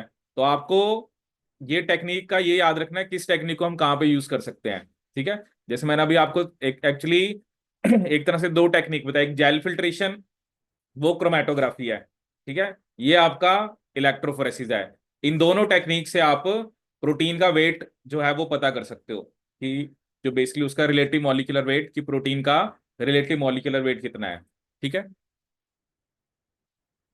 डन। ठीक है, तो ये आपको मार्कर्स, एक्चुअली क्या होता है ना एग्जाम में ना, हमें जो क्वेश्चन आता है, क्योंकि ये प्रोटीन्स हैं, न्यूक्लिक एसिड्स हैं, ये तो हर जगह पे हैं, ठीक है, क्योंकि इन्हीं से सब कुछ स्टार्ट होता है, बेसिक भी यही है। आप प्रोटीन्स की बात तो हर जगह करते हो, ठीक है, अमीनो एसिड्स की बात करते हो, आप ट्रांसलेशन पढ़ते हो तब बात करते हो, सेपरेशन भी इन्हीं की ज्यादा है। सेपरेशन टेक्निक्स भी जो है हमारी वो क्योंकि यहाँ पर आपने सेपरेशन करनी है, ठीक है, तो आपने प्रोटीन्स की सेपरेशन करनी है, न्यूक्लिक एसिड्स की सेपरेशन करनी है, तो उसके लिए आपको जो टेक्निक्स हैं उसके बारे में पता होना चाहिए, ठीक है। तो ये हो गया हमारा एसडीएस पेज, ठीक है। अब हम बात करेंगे आइसोइलेक्ट्रिक फोकसिंग की। उसमें हम किस बेस पे सेपरेट करते हैं, चार्ज के बेस पे। किस बेस पे सेपरेट करते हैं, आपका चार्ज के बेस पे।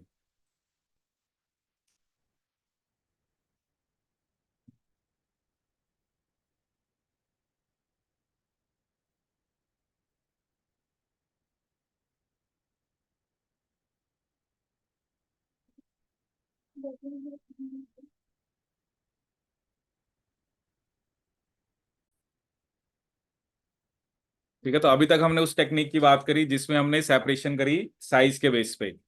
अब वो कह रहा है अब हमें सेपरेशन किस बेस पे करनी है, चार्ज, ठीक है। देखो आपके पास सेम ही प्रोटीन्स हैं, now it is all up to you कि आपने उसको किस बेस पे सेपरेट करना है, ठीक है। जैसे मैं आपको एग्जांपल देता हूँ पहले। जैसे कई बार क्या होता है ना, जैसे आपके पास एक प्रोटीन है, ठीक है, आपने कहा कि एक तो उसके ऊपर एक फॉस्फेट लगा हुआ है, ठीक है, दैट इज ए मोनोफॉस्फोरेटेड फॉर्म। एक प्रोटीन, सेम प्रोटीन है बट उसके ऊपर दो फॉस्फेट लगे हुए हैं, ठीक है, दैट इज डाई फॉस्फोरेटेड फॉर्म। और सेम ही प्रोटीन है, उसके ऊपर तीन फॉस्फेट लगे हुए हैं, ठीक है, क्योंकि ये तो क्या होता है ना, जैसे प्रोटीन्स हैं उनकी अलग अलग फॉर्म्स हो सकती हैं। अगर तो मैं एसडीएस पेज करूंगा, ठीक है, तब तो इन तीनों का एक ही बैंड आएगा, क्योंकि तीनों का साइज ऑलमोस्ट सेम ही है, ठीक है। अगर हमें एक ही प्रोटीन की तीन अलग अलग फॉर्म्स, जैसे एक में एक फॉस्फेट है, एक में दो फॉस्फेट है, एक में तीन है, अगर मुझे इसको सेपरेट करना है, इसके लिए हम आइसोइलेक्ट्रिक फोकसिंग कर सकते हैं, क्योंकि एक फॉस्फेट ऐड होने से ही चार्ज चेंज हो गया, और इसमें हमने सेपरेशन ही चार्ज के बेस पे करना है। एसडीएस पेज में तीनों के तीनों एक ही बैंड देंगे, लेकिन आइसोइलेक्ट्रिक फोकसिंग में तीन बैंड आएंगे। इसका अलग बैंड होगा, इसका अलग बैंड होगा, इसका अलग बैंड होगा, क्योंकि यहाँ पर चार्ज, ठीक है। अगर आप कह रहे हो कि जैसे एक प्रोटीन में मॉडिफिकेशन हुई और उसका आइसोइलेक्ट्रिक पॉइंट नहीं चेंज हुआ, इसका मतलब वो फॉस्फोरिलेशन तो नहीं है, ठीक है। जैसे मॉडिफिकेशन और भी होते हैं, जैसे ग्लाइकोसाइलेशन, शुगर लग गई प्रोटीन के ऊपर, क्या हुआ, लेकिन उससे उसका आइसोइलेक्ट्रिक पॉइंट नहीं चेंज होगा, उससे उसका वेट चेंज हो गया, तो एसडीएस पेज में वो आपको अलग बैंड देगा, ठीक है ना। तो आपको ये भी ध्यान रखना होता है। तो अभी चलो, अभी हम यहाँ पे क्या डिस्कस कर रहे हैं, चार्ज के बेस पे। तो अगर जैसे अब एक प्रोटीन है, अब प्रोटीन में अलग अलग मॉडिफिकेशन होती है, ठीक है। आप फॉर एग्जाम्पल एक मॉडिफिकेशन कह दिया आपने, ग्लाइकोसाइलेशन है। ग्लाइकोसाइलेशन का मतलब होता है एडिशन ऑफ शुगर, और दूसरी आपकी फॉस्फोरिलेशन है। देखो फॉस्फोरिलेशन से वेट तो ज्यादा चेंज नहीं होगा ना, क्योंकि एक एक फॉस्फोरस ऑक्सीजन ही लग रहा है बस, उससे ज्यादा वेट में चेंज नहीं आएगा। बट ग्लाइकोसाइलेशन में तो शुगर्स लग रही है ना। अब एक ग्लूकोज का वेट ही 180 होता है, अगर 20-30 ग्लूकोज लगी तो वेट में तो there will be a significant change in the weight, ठीक है। सो ग्लाइकोसाइलेशन होगी, तो इसका मतलब क्या है कि जैसे एसडीएस पेज पे आपको उसका अलग बैंड देखने को मिलेगा, ठीक है। लेकिन अगर फॉस्फोरिलेशन होगी तो आपको एसडीएस पेज पे अलग बैंड नहीं देखने को मिलने वाला, ठीक है।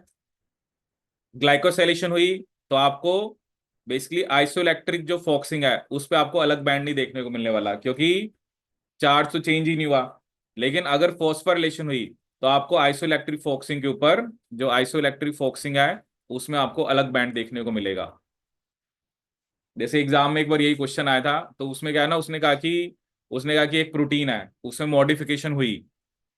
कहता मॉडिफिकेशन के बाद एसडीएस पेज पे वो स्लो मूव कर रहा है। स्लो का मतलब क्या है, उसका साइज बड़ा हो गया है, मतलब उसका साइज जो है, क्योंकि उसमें कुछ ना कुछ ऐड हुआ है, उसका वेट जो है वो बेसिकली इंक्रीज हो गया है। दूसरा उसने कहा कि आइसोइलेक्ट्रिक पॉइंट में कुछ चेंज नहीं आया।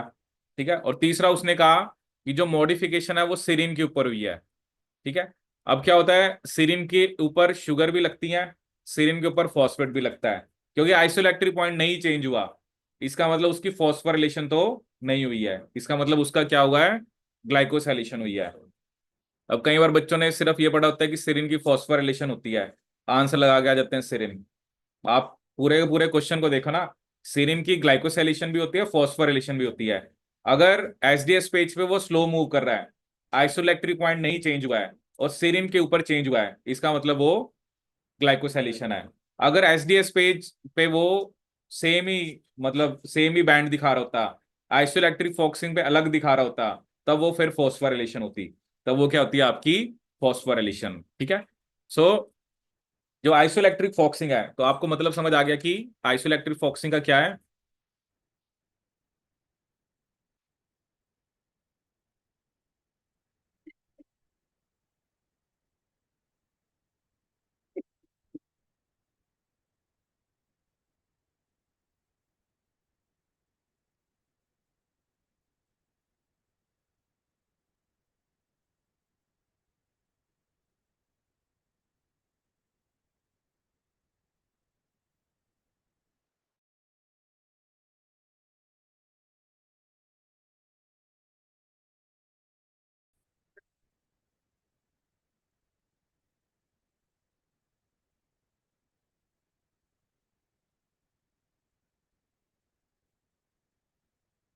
ये तो क्या डिस्कस कर रहे हैं हम, आपका आइसोइलेक्ट्रिक फोकसिंग, तो इसमें हम किस बेस पे सेपरेट करते हैं, आपका चार्ज के बेसिस पे।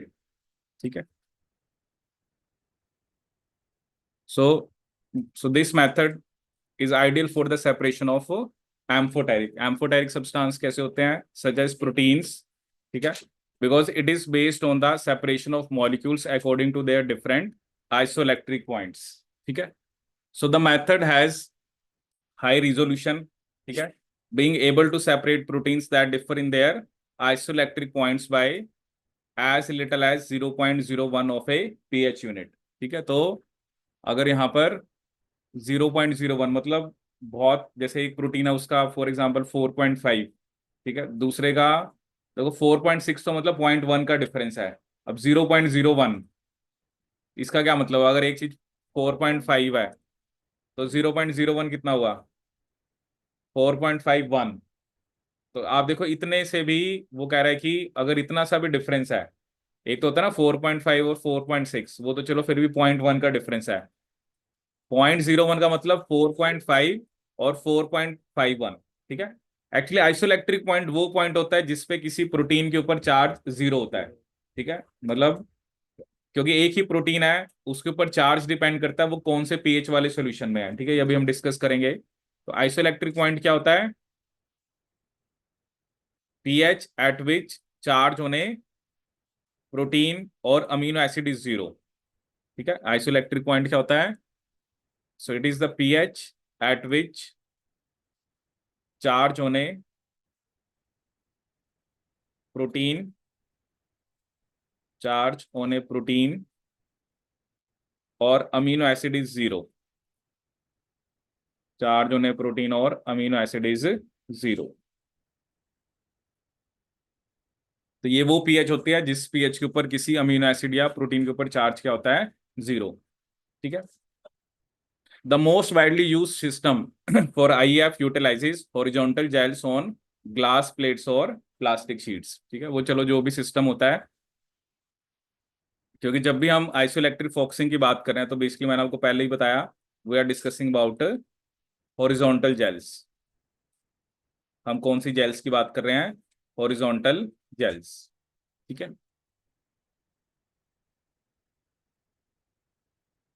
तो आप देख सकते हो। सो इसमें हम कैसे सेपरेशन करते हैं, ठीक है। देखो इसमें, चलो मैं आपको पहले बताता हूँ इसमें एग्जैक्टली हम क्या करते हैं। इसमें सबसे पहले आपको, जैसे हमें एक ग्रेडियंट बनाना पड़ेगा यहाँ पर, ठीक है। जैसे मान लो यहाँ पर हमने एक ग्रेडियंट बनाया, तो अलग अलग पीएच हैं। जैसे आपने यहाँ से स्टार्ट करा कि यहाँ पे 1 pH है, यहाँ पे 2 है, यहाँ पे 3 है, यहाँ पे 4 है। तो अलग अलग रेंज आप बना सकते हो एज पर योर रिक्वायरमेंट, ठीक है। इसके लिए कुछ स्पेसिफिकली हमारे पास कंपाउंड्स आते हैं जिसे बोलते हैं हम एम्फोलाइट्स। क्या बोलते हैं? एम्फोलाइट्स को हम, एम्फोलाइट्स का पर्पस क्या होता है, इसको हम किसके लिए यूज करते हैं? अगर आपको पीएच की रेंज बनानी है, क्या बनानी है? पीएच की रेंज, ठीक है। ये एक तरह से poly carboxy poly amino acids आते हैं, ये एक तरह से कमर्शियली अवेलेबल होते हैं। और इनसे आप poly carboxy and poly amino acids, इनसे आप पीएच की क्या बना सकते हो? एक रेंज बना सकते हो, ठीक है। सो तो बेसिकली जैसे अब हमारे पास, अब हमें ये ध्यान रखना होता है किस तरफ हमारा एनोड है, किस तरफ कैथोड है, ठीक है। तो जिस तरफ पीएच कम होगी उस तरफ क्या होगा? हम्म, जैसे इस तरफ पीएच कम है, जैसे एक हमें इस तरफ लिखना है, एक इस तरफ लिखना है। हम्म, तो इस तरफ क्या होगा?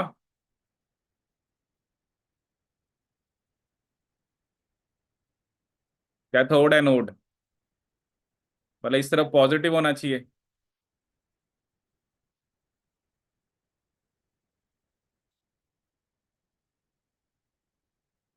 जैसे आप कह रहे हो एक तरफ पीएच कम है और दूसरी तरफ पीएच ज्यादा है, तो किस तरफ पॉजिटिव, किस तरफ नेगेटिव होना चाहिए? कम की तरफ, कम की तरफ नेगेटिव होना चाहिए।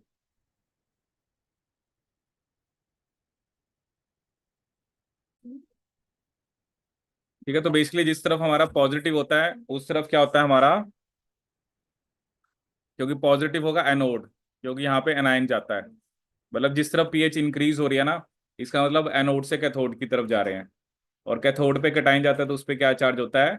नेगेटिव। पहले तो आपको ये याद रखना पड़ेगा, ठीक है। क्योंकि क्वेश्चन ये आता है कि पीएच पीआई से ज्यादा है या पीएच पीआई से कम है, तो क्या चार्ज होगा और वो किस तरफ मूव करेगा, ठीक है। अब जैसे मान लो हमारे पास एक प्रोटीन है, फॉर एग्जाम्पल उसका आइसोइलेक्ट्रिक पॉइंट 4 है। अब इसका मतलब क्या है कि अभी इसके ऊपर चार्ज नहीं है, ठीक है, तो ये किसी तरफ नहीं जाएगा, ठीक है ना। ये अभी क्या होता है ना, वैसे तो हम प्रोटीन सैंपल लोड करते हैं, तो जहां जहां पर भी उनका आइसोइलेक्ट्रिक पॉइंट आ जाता है वहीं पे वो रुक जाते हैं, क्योंकि आइसोइलेक्ट्रिक पॉइंट पे चार्ज नहीं है, ठीक है। तो जैसे ये हम एग्जांपल ले रहे हैं कि एक प्रोटीन है जिसका आइसोइलेक्ट्रिक पॉइंट 4 है, ठीक है। अब क्या होता है अगर हम इस प्रोटीन को यहाँ पे प्लेस करें, ठीक है, और या यहाँ पे प्लेस करें, क्या दो कंडीशन है? पीएच पीआई से कम है या पीएच पीआई से ज्यादा है, ठीक है। यहाँ पर क्या, अगर पीएच पीआई से कम है, और दूसरी कंडीशन क्या है, अगर पीएच पीआई से क्या है? ज्यादा है। देखो क्या होता है ना, ये बहुत इंपॉर्टेंट कंसेप्ट है, क्योंकि इसको हम आगे क्रोमेटोग्राफी से भी लिंक करते हैं। जैसे वो कहेगा हमारे पास एक प्रोटीन है, उसका आइसोइलेक्ट्रिक पॉइंट ये है, और उसको हमने इस सॉल्यूशन में डाला हुआ है, ठीक है। तो पहले तो आपको प्रोटीन का चार्ज जज करना होता है, क्योंकि उसके बाद ही आप उस अकॉर्डिंग क्रोमेटोग्राफी को चूज करते हो। क्योंकि दो टाइप की क्रोमेटोग्राफी होती है, एक होते हैं कटायन एक्सचेंज, एक होते हैं एनायन एक्सचेंज। तो दोनों टेक्निक्स को मिक्स किया जाता है, ठीक है। तो पहले आपको प्रोटीन का चार्ज बताओ, उस अकॉर्डिंग आप क्रोमेटोग्राफी चूज करोगे, ठीक है। अब जैसे देखो यहाँ पर क्या है, अभी आप पढ़ोगे ना, देखो अगली टेक्निक क्रोमेटोग्राफी है, आपको पता लगेगा कि कैसे हम बड़ी सारी टेक्निक्स को एक साथ लिंक करेंगे, ठीक है ना। तो इसलिए आपको हर एक टेक्निक का पता हो, यहाँ से जो हमें इंफॉर्मेशन मिलेगी उसको हम क्रोमेटोग्राफी में यूज करते हैं, ठीक है। अगर पीएच पीआई से ज्यादा है, ठीक है, देखो बस आपको एक पॉइंट याद रखना होता है, कोई भी प्रोटीन है, कोई भी अमीनो एसिड है, वो चाहता है उसके ऊपर चार्ज 0 हो, क्योंकि जिसके ऊपर चार्ज होता है वो अनस्टेबल है। अब इसको पता है कि मेरा चार्ज कहाँ पे जाके 0 होगा? जब वो 4 की तरफ जाएगा, ठीक है ना, क्योंकि हर एक चीज स्टेबिलिटी की तरफ जाना चाहते हैं, इसको हम ऐसे ही याद रख सकते हैं। इसको करना अपना चार्ज जीरो है, तो चार्ज जीरो करने के लिए किस तरफ जाएगा, एनोड की तरफ। इसका मतलब इस पे नेगेटिव चार्ज है।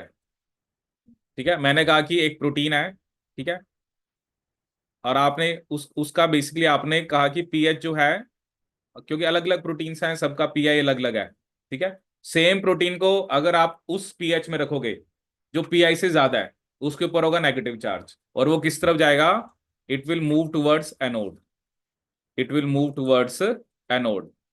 सेम प्रोटीन को अगर मैं कम पीएच वाले सॉल्यूशन में रख दूंगा, ठीक है, क्योंकि पीआई 4 है, उसको मैंने 3 वाले सॉल्यूशन में रख दिया, वो किस तरफ जाएगा, कैथोड की तरफ। कैथोड की तरफ क्या जाता है, कैटायन। इसका मतलब उसके ऊपर क्या चार्ज है, that is your positive charge. देखो आपको इस बात को समझना है, सेम प्रोटीन है, ये नहीं कि प्रोटीन अलग अलग है। प्रोटीन का चार्ज ऐसे नहीं ना, आपने कहते डीएनए तो नेगेटिव चार्ज होता है। प्रोटीन का चार्ज जो है वो इस चीज पे डिपेंड करता है कि वो कौन से पीएच वाले सॉल्यूशन के अंदर है। ठीक है, अगर जैसे मुझे उसका आइसोइलेक्ट्रिक पॉइंट पता है, आइसोइलेक्ट्रिक पॉइंट वो होता है जिसके ऊपर चार्ज जीरो है, तो जीरो चार्ज पे तो वो किसी तरफ नहीं जाएगा, क्योंकि कैथोड एनोड की तरफ जाने के लिए उसके ऊपर चार्ज होना चाहिए। अगर पीएच पीआई से ज्यादा है, उसके ऊपर क्या चार्ज होगा, नेगेटिव। ठीक है, जैसे अब हम आगे ना आगे आगे हम क्रोमेटोग्राफीज पढ़ेंगे, तो उसमें क्या होती है, एक होती है कटायन एक्सचेंज, एक होती है एनायन एक्सचेंज। तो वो तो होती है इस बेस पे है कि आपके प्रोटीन के ऊपर चार्ज क्या है। ठीक है ना, एक होती है कटायन एक्सचेंज और एक होती है आपकी एनायन एक्सचेंज। तो मतलब वही होता है कि अगर आपके प्रोटीन के ऊपर चार्ज कौन सा है, ठीक है, कि वो कैटाइनिक है या एनाइनिक है। अब क्वेश्चन वो दोनों से मिक्स कर देता है, पहले वो कहेगा ये पीएच है ये पीआई है, तो पहले तो आपको उसका चार्ज निकालना पड़ेगा। अगर वो उसके ऊपर चार्ज प्लस है तो अलग अलग टाइप की क्रोमेटोग्राफी है, और उसके ऊपर चार्ज माइनस है तो अलग टाइप की क्रोमेटोग्राफी है। इसलिए सबसे पहले आपको ये चीज क्लियर होनी चाहिए कि अगर पीएच पीआई से ज्यादा है तो उसके ऊपर क्या चार्ज होगा, पीएच पीआई से कम है तो उसके ऊपर क्या चार्ज होगा। ठीक है, तो they combine both these techniques. ठीक है, इलेक्ट्रोफोरेसिस एंड योर क्रोमेटोग्राफी। ठीक है, अब इसमें क्या होता है ना, आपके पास सैंपल्स हैं, आपके पास 10-20 प्रोटीन आपने लोड करे, सबका आइसोइलेक्ट्रिक पॉइंट अलग अलग है। हाँ, जिनका सेम होगा फिर वो एक ही जगह पे आएंगे, जिनका अलग अलग है वो आपको अलग अलग बैंड्स दे देंगे। ठीक है, तो अभी देखते हैं। फिर वही होता है ना, अगर हम इसलिए हम दोनों का अगर कराएं, जैसे अगर अगर मान लो दो का चार्ज सेम है लेकिन दोनों का साइज अलग है, तो फिर वो साइज में अलग अलग आ जाएंगे। तो इसलिए जो बेटर होता है ना वो होते 2D, उसमें हम दोनों करते हैं, उसमें हम साइज के बेस पे भी करते हैं, चार्ज के बेस पे भी। उससे हमारे पास ज्यादा बेटर रिजल्ट आता है। जैसे आइसो अब साइज में आपने क्या करा, साइज से सेपरेट करा तो दोनों का चार्ज अलग था, लेकिन साइज सेम था, वो एक जगह पे आ गए। और जब आपने चार्ज के बेस पे करा तो उन दोनों का चार्ज अलग था, वो चार्ज बेस पे सेपरेट हो गए। ठीक है, तो अभी हम देखेंगे कि कौन सी हम पहले करते हैं कौन सी बाद में करते हैं। सो ये बहुत इंपॉर्टेंट है, ये आपको क्लैरिटी होनी चाहिए कि आइसोइलेक्ट्रिक पॉइंट वो पीएच होती है जिसके ऊपर प्रोटीन या अमीनो एसिड पे चार्ज जीरो होता है। अगर पीएच पीआई से ज्यादा है तो उसके ऊपर नेगेटिव चार्ज है, पीएच पीआई से कम है तो उसके ऊपर पॉजिटिव चार्ज है। ठीक है, ये अभी मैं आपको यहाँ पे दिखाऊंगा भी सही। देखो यहाँ पे क्या लिखा हुआ है कि separation is achieved by applying a potential difference across a gel that contains a pH gradient. ठीक है, that contains a pH gradient. The pH gradient is formed by the introduction into the gel of compounds known as ampholites. ठीक है, known as ampholites जो मैंने आपको बताया, which are complex mixtures of synthetic polyamino polycarboxylic acid. ठीक है, क्योंकि ये पॉलीअमीनो पॉलीकार्बोक्सिलिक एसिड्स होते हैं। Ampholytes can be purchased in different pH ranges.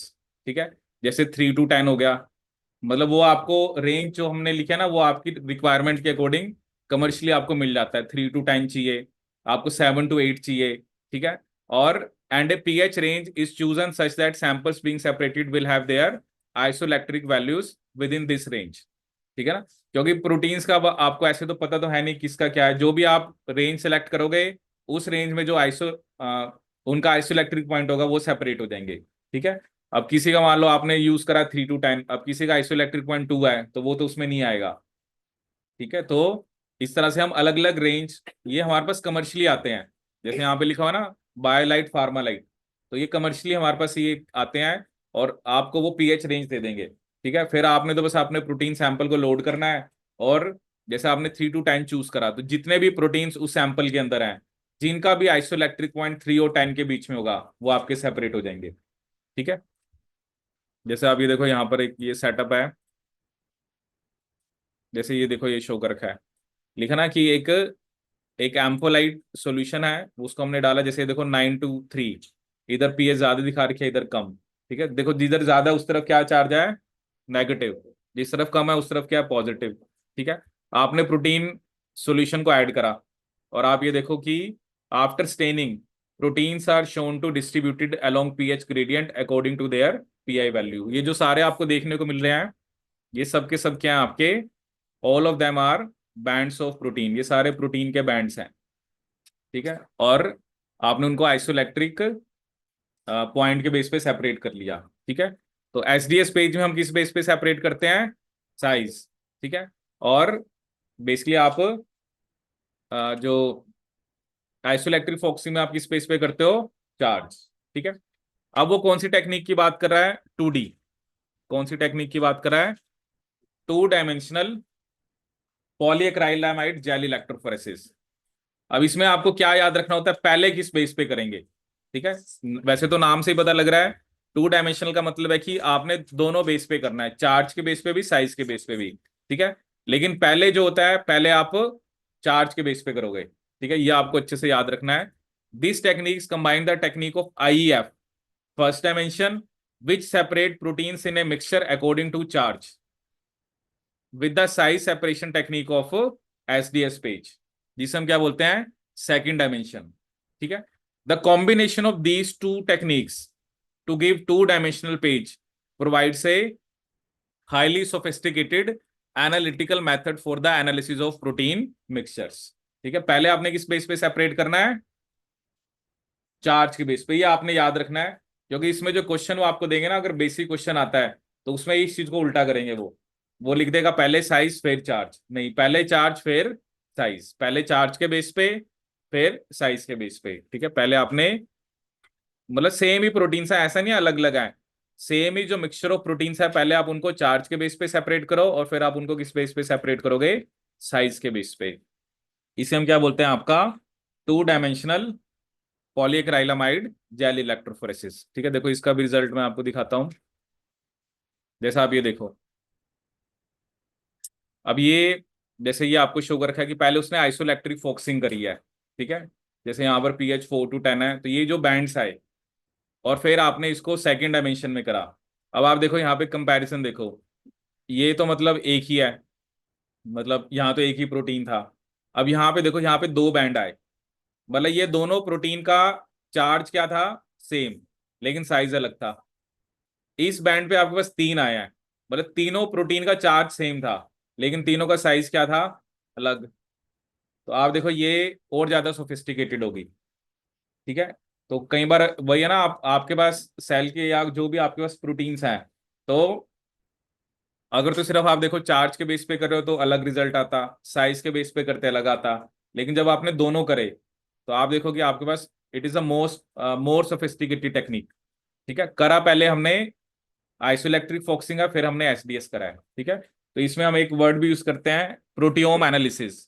ठीक है, कि जनरली इससे हमें क्या पता लग जाता है कि जैसे मान लो 2 सेल है, एक है नॉर्मल सेल, एक है ट्यूमर सेल, उनके प्रोटीन्स का हम पूरे का पूरा एनालाइज कर सकते हैं कि कोई प्रोटीन ट्यूमर सेल में एक्स्ट्रा बन रहा है, या कोई सेल जो है वो ट्यूमर सेल में नहीं बन रहा है। ठीक है, तो ये जो टेक्निक है, ठीक है, सो इसमें आप लिख सकते हो, so we are now because of this technique we are now in a position in a position to be able to observe a significant significant portion of the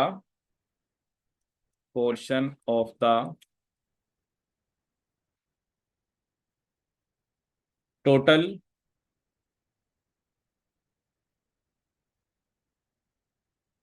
protein component of cell, मतलब cell के अंदर जितने भी proteins हैं, total protein component of cell using two dimensional electrophoresis, two dimensional electrophoresis. ठीक है, तो जिसे हम क्या बोल सकते हैं आपका, दैट इज प्रोटियोम एनालिसिस। जैसे होता है ना, एक होता है जीनोम, एक होता है प्रोटियोम। क्योंकि प्रोटियोम एनालिसिस में हमें क्या देखना होता है, हम प्रोटीन्स को देखते हैं कि जैसे अलग अलग सेल हैं, उसके अंदर हम कैसे बेसिकली उन जो प्रोटीन्स हमारे पास आए हैं उनको कंपेयर कर सकते हैं। ठीक है, या अलग अलग सेल्स भी कर सकते हैं, या कुछ जैसे मैंने आपको बताया, एक नॉर्मल सेल है, एक ट्यूमर सेल है। ये वो एक तो होता है ना, हम जीनोमिक, जीनोमिक में तो सिर्फ हम डीएनए देखते हैं। ठीक है, बट प्रोटियोम एनालिसिस के अंदर आप उनके प्रोटीन्स को कंपेयर कर रहे हो कि कहीं कहाँ पे डिफरेंस है। ठीक है, अब एक इसके बाद क्या होता है, जैसे आपने सेपरेट तो कर लिया, उसके बाद बेसिकली हमने इसकी करेक्टराइजेशन करनी है प्रोटीन्स की। ठीक है, तो उसके लिए जैसे आप एक दो टेक्निक्स लिख सकते हो, क्योंकि अभी तो आपने सिर्फ क्या करा है, सेपरेट। ठीक है, उसके बाद आप लिख सकते हो कि कैसे हम जो करेक्टराइजेशन है, so characterisation of proteins by two dimensional electrophoresis, characterisation of proteins bye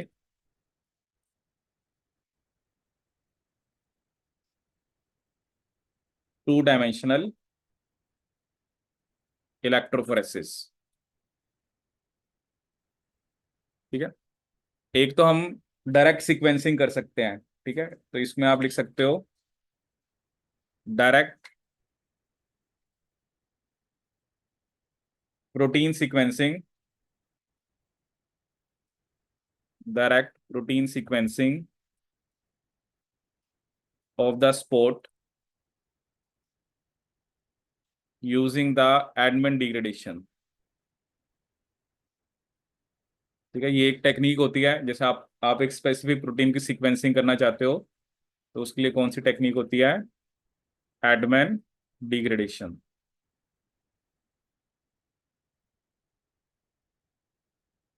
तो direct protein sequencing of the spot using Edman degradation. ठीक है, दूसरा आप इसमें लिख सकते हो peptide mass profiling, that is MALDI MS. ये चलो अलग अलग टेक्निक्स होती हैं।